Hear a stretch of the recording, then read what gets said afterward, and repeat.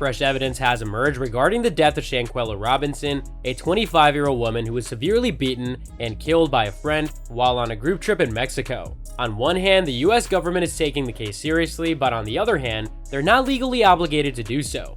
Friends of Robinson initially informed her family and police that she had died from alcohol poisoning, but this has been proven to be a false statement.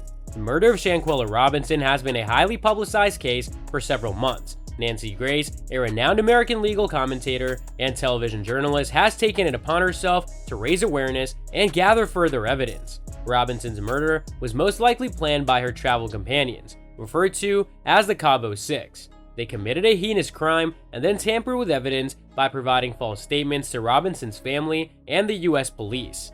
Nancy Grace's influence over the public has been so powerful that people are now openly questioning the laws of the state. The case of Shanquella Robinson is a tragic example of how justice can be obstructed, and it highlights the importance of transparency and honesty in criminal investigations. I fully agree with Nancy's stance on this issue. Allowing individuals to simply flee to another country to handle disputes sets a dangerous precedent, as it implies that they can act with impunity and avoid the consequences of their actions. The recent case of the Cabo Six serves as a prime example of this, as the individuals involved were able to return to the US without any repercussions despite their alleged involvement in the death of a woman in Mexico. Nancy's efforts to seek justice for the victim and her family have been widely praised by the public. One individual, Grace, even commended Nancy for her unwavering dedication to the case. The victim's mother, Salamandra Robinson, expressed her frustration with the initial ties told to her about the cause of her daughter's death and called for the arrest and conviction of all those responsible. Nancy's work on the murder case of Shanquella was exceptional, as she left no stone unturned in her pursuit of justice. One important detail that she uncovered was the fact that someone had been filming the events leading up to the murder, which served to solidify the accusations against the Cabo Six. Despite this evidence, the responsible parties have yet to be arrested and convicted. The video in question has caused a significant shift in the dynamic of the case. Nancy mentions that the video was recorded by a man and it shows Shanquella being brutally beaten by another girl. The footage displays the perpetrator slapping, scratching, punching, kicking, and pulling Shanquella's hair. She was alone, helpless, and did not seem to be fighting back.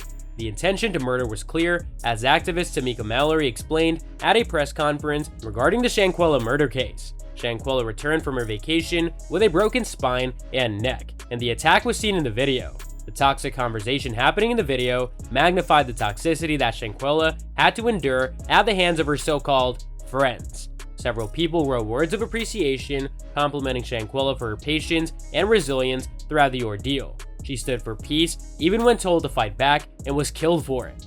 Many individuals can be trapped in toxic friendships, just like they can be trapped and trauma bonded to a toxic partner. The public's response to the video was significant, and rallies, protests, and large churches were organized throughout the states to show solidarity with the family of the victim and begin the healing process. The video has wreaked havoc on the public, and people have come together to demand justice for Shanquella and her family. The suspects must be punished, and justice must prevail. Even after the medical team performed the autopsy, it was clear that the two girls had suffered immense trauma, including blunt force trauma to the forehead, friction rubs, and broken neck and spinal injuries. Alcohol poisoning is not the only cause of her death. The legal team, including Ben Crump and Sue Ann, have been exceptional in their efforts to progress the case quickly, finding new arguments and significant witnesses to support their case. Sue Ann has demanded that the Cabo Six be arrested and extradited from the US to Mexico so that the Mexican government can handle the accused according to their own laws. However, Sue Ann expressed disbelief in the inflexibility of the US government in this matter. The legal team wrote a letter to Joe Biden, the president of the US, asking for his involvement in the case and for justice to be served for the girl. In an interview, Sue Ann explained that the purpose of the letter was to bridge the gap with the administration, as they seemed unaware of the case's details and progress. The letter contained all the necessary evidence, and the legal team provided a synopsis of the case.